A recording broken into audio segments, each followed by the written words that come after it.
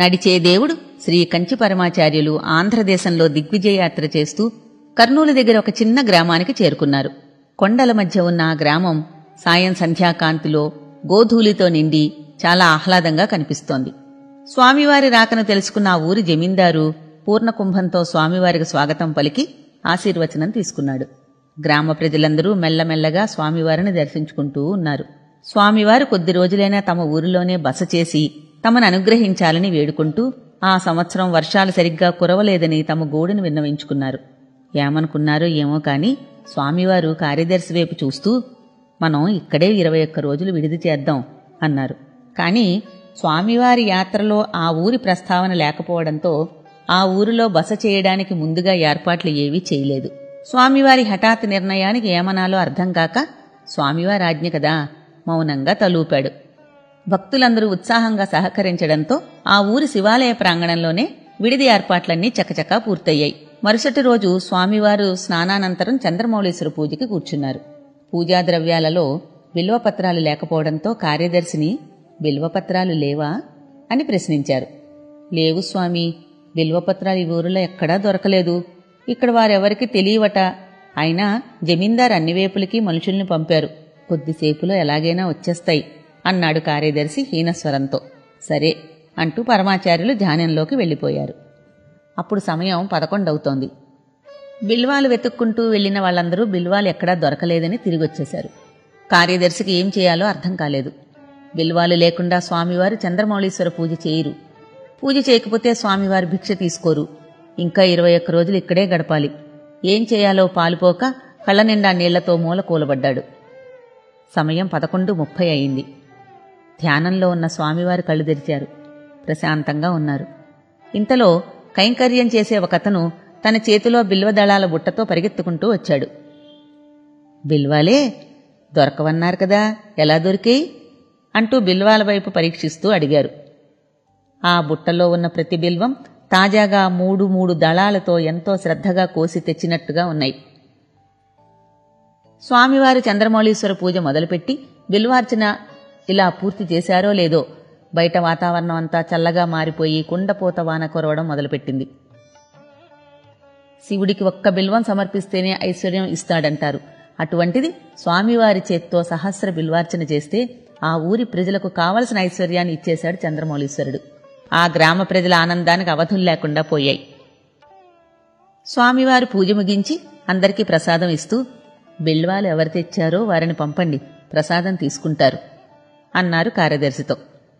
కార్యదర్శి తెల్లమొహం వేస్తూ, స్వామి, బిల్వాలు ఎవరు తెచ్చారో తెలియలేదు, కింద మండపం గట్టు మీద పెట్టేసి వెళ్ళిపోయారు అన్నాడు. ఓహో, చంద్రమౌళీశ్వరుడే తన పూజ కోసం తానే తెచ్చి పెట్టినట్టున్నాడు అన్నారు నవ్వుతూ పరమాచార్యులు. ఆ ఊరి జనాల సందోహంతోనూ స్వామివారి అనుగ్రహ భాషణంతోనూ ఆ రోజంతా గడిచిపోయింది. మళ్లీ మరుసటి రోజు వచ్చింది. సుమారు 9 గంటలకి కార్యదర్శి వెళ్లి చూడగా క్రితం రోజు బిల్వాలు కనిపించిన చోటే నవనవలాడుతూ బిల్వాలు దర్శనమిచ్చాయి.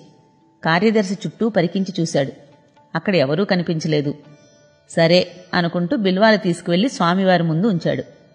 బిల్వాలు చూడగానే ఎవరు తెస్తున్నారో తెలిసిందా అని అడిగారు స్వామివారు. లేదు స్వామి అంటూ తలూపాడు కార్యదర్శి. సరే, రేపొద్దున్న బిల్వాలు తెస్తున్న వారిని ఎలాగైనా గుర్తించి నా దగ్గరికి తీసుకురండి అన్నారు స్వామివారు. మరుసటి రోజు పొద్దున్నే కార్యదర్శి ప్రతిరోజు బిల్వాలు కనిపించే చోట కాపు కాసి నిలుచున్నాడు. సుమారు 8 గంటలవుతోంది. ఒక 12 ఏళ్ల బాలుడు బిల్వాల బుట్ట చెప్టా మీద పెట్టి వెళ్ళిపోబోయాడు. కార్యదర్శి వెంటనే అడ్డుపడి స్వామివారు నిన్ను తీసుకురమ్మన్నారంటూ ఆ బాలుణ్ణి స్వామివారి దగ్గరికి తీసుకెళ్లాడు. తప్పైపోయింది, క్షమించండి స్వామి అంటూ ఆ బాలుడు బిక్కుబిక్కుమంటూ స్వామివారికి దూరంగా నిల్చున్నాడు. స్వామివారు ఆప్యాయంగా, ఇలా దగ్గరగా రా అంటూ పిలిచారు. ఆ బాలుడిలో ఉన్న బెరుకు కాస్తా పోయి స్వామివారికి కొద్దిగా దగ్గరగా వచ్చాడు. స్వామివారు ఆ బాలుని ఆపాదమస్తకం చూస్తున్నారు. పూజ కోసం బిల్వాలని ఎంతో శ్రద్ధగా భక్తిగా తుంచి తెస్తున్న సంస్కారం ఆ బాలుడిలో కనిపిస్తోంది. నడుముకి ఆచ్ఛాదనగా కట్టుకున్న ఆ గుడ్డ అక్కడక్కడా చిరిగి ఉన్నా శుభ్రంగా ఉతికి కట్టుకున్నట్టుంది. తొలి సంధ్యలోనే స్నానం చేసి నుదుట మీద పెట్టుకున్న విభూది చెమట తడికి మెరుస్తోంది. స్వామివారి చిరునవ్వు నవ్వుతూ, నీ పేరేమిటి, ఎక్కడుంటావు అని అడిగారు. పిల్లాడు ఊపిరి పీల్చుకుని, పురందర కేశవులు సామి అన్నాడు ఉత్సాహంగా. మాది మదురై పక్కనే ఉన్న ఉసలంపట్టి గ్రామం. మా అమ్మ నా చిన్నప్పుడే చనిపోయింది. నేను మా నాన్న ఏదైనా పని వెతుకుతూ ఇక్కడికొచ్చేశాం. త్యాగరాజ కీర్తనలు, పురందర పదాలు మా నాన్న బాగా పాడతాడు. ఆవులు మేపేటప్పుడు చెట్టు కింద నాకు కూడా నేర్పించాడు. మా నాన్న కూడా చనిపోయాడు. నేను జమీందారు గారి ఇంట్లో ఆవుల్ని మేపుతూ ఉన్నాను అని కుక్క తిప్పుకోకుండా చెప్పి నిల్చున్నాడు. స్వామివారు ఆ పిల్లాడి మాటలను ఆసక్తిగా వింటూ, సరే పురందరా, ఈ ఊళ్ళో ఎవరికీ దొరకని బిల్వాలు నీకు మాత్రం ఎలా దొరికేయి అని ప్రశ్నించారు. స్వామివారు తనని పురందరా అని ముద్దుగా ఆప్యాయంగా పిలిచిన పిలుపుకి ఆ పిల్లాడు పులకరించిపోతూ మళ్లీ పిలిస్తే బాగున్ను అనుకున్నాడు. చెప్పు పురందరా, ఎలా దొరికాయి అని అడిగారు స్వామివారు. సామి, మా నాన్న బతుకున్నప్పుడు మేము ఆ కొండల వెనకాల ఆవుల్ని మేపడానికి వెళ్లేవాళ్లం. అక్కడ 3 ఆకుల చెట్టు చూపిస్తూ, ఇవి శివయ్యకు చాలా ఇష్టం, వీటితో శివయ్యకు పూజ చేస్తే మళ్లీ జన్మ లేకుండా తనలో కలిపేసుకుంటాడు, దాన్నే మోక్షం అంటారు అని చెప్పేవాడు. నేను ఈ బిల్వాలు కొండెనకాల శివయ్యకి వేస్తుంటాను సామి. మీ వాళ్ళు మొన్న వీటిని వెతుకుతూ అందరినీ అడుగుతూ ఉంటే విన్నాను. నేను అంటరాని వాణ్ణి కదా, నేను తెచ్చి ఇచ్చానని తెలిస్తే మీరు పూజ చేయరేమో అని కింద పెట్టేసి వెళ్ళిపోయేవాణ్ణి స్వామి అన్నాడు అమాయకంగా. స్వామివారు ఆ పిల్లాడు అమాయకపు మాటలకి ఒక్కసారిగా చెలించిపోయి చిన్న నిట్టూర్పు వదిలారు. ఇక్కడే కూర్చో, పూజ అయిన తర్వాత ప్రసాదం తీసుకుని వెళ్దువుగాని అన్నారు వాత్సల్యంగా.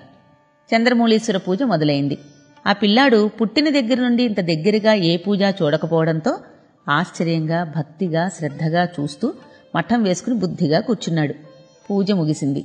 స్వామివారు అందరికీ ప్రసాదం ఇస్తూ లోపల నుండి కొత్త పంచా చాపు తెప్పించి వాటిలో కొన్ని పళ్ళు పెట్టి, పురందరా ఇలారా అంటూ దగ్గరికి పిలిచి ఆ పిల్లాడి చేతిలో పెడుతూ, నీకేవైనా కోరికలుంటే చెప్పు అంటూ అడిగారు ఆప్యాయంగా.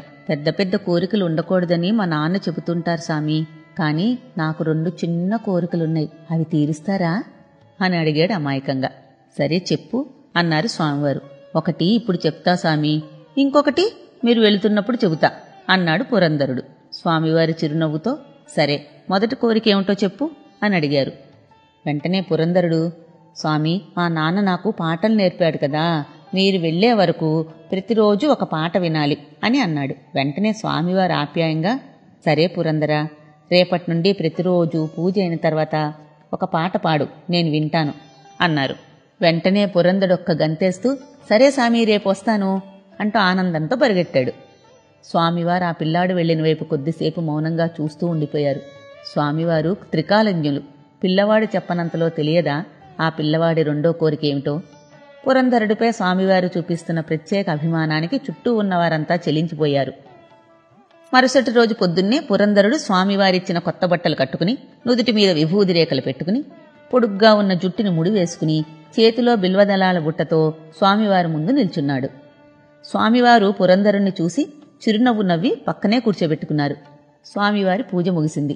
ప్రసాదం అందరికీ ఇచ్చి పురంధరుణ్ణి దగ్గరగా పిలిచి, ఏది పాట పాడతాన్నావు, పాడు అన్నారు. పురంధరుడు స్వామివారి ఎదురుగా మఠం వేసుకుని కూర్చుని స్వామివారిని చూస్తూ, చంద్రచూడ శివశంకర పార్వతీ రమణ నెనగే నమో నమో అంటూ పురంధరదాసు పదం అందుకున్నాడు.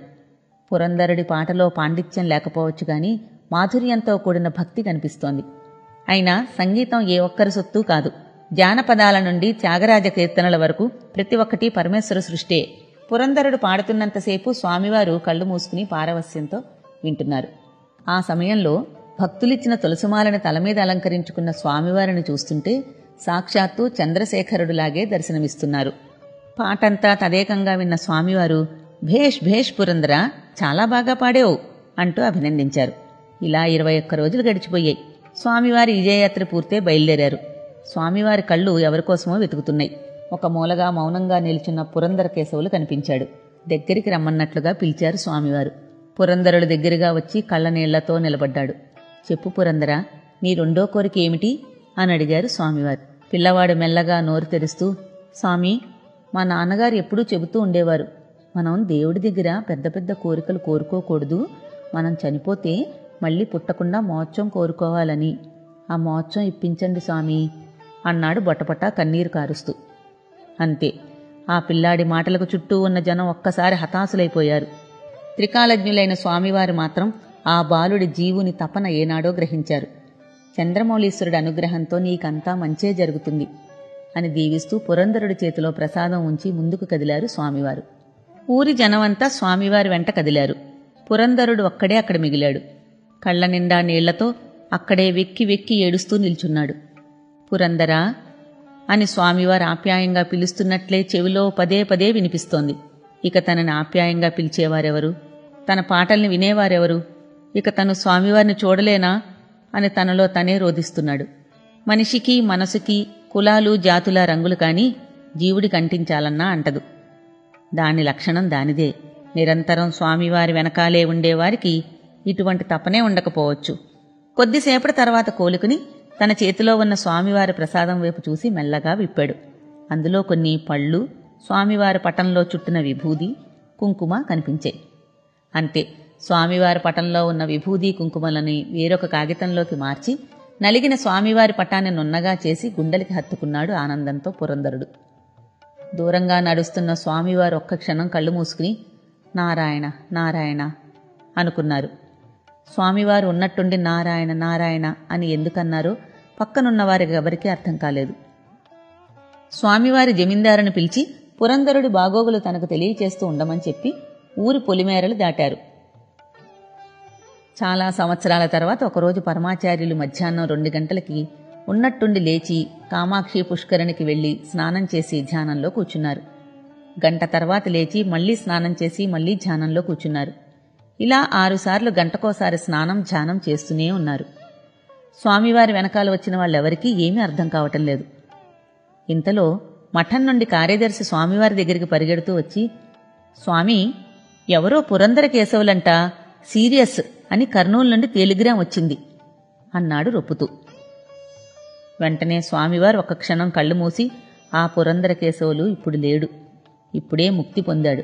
మనం ఒకసారి కర్నూలు వెళ్ళినప్పుడు మోక్షం ఇప్పించమని అడిగాడే ఆ పిల్లాడే. చంద్రమౌళీశ్వరి కృపకి ఇంకా 6 జన్మలున్నాయి. ఆ 6 జన్మలకి కలిపి పరిహారం చేసేశాను. ఆ ఆత్మ చంద్రమౌళీశ్వరుడిలో ఐక్యమైపోయింది అన్నారు పరమాచార్యులు. ఒక జీవుడి వేదన ఆ జీవుడికి మాత్రమే తెలుస్తుంది. లేదా పరమాచార్యులు వంటి గురువుల అనుగ్రహం లభించినప్పుడు ఆ వేదన శాంతింపచేయబడుతుంది. ఆ నడిచే దేవుని పాదపద్మాలకు నమస్కరించుకుంటూ మళ్లీ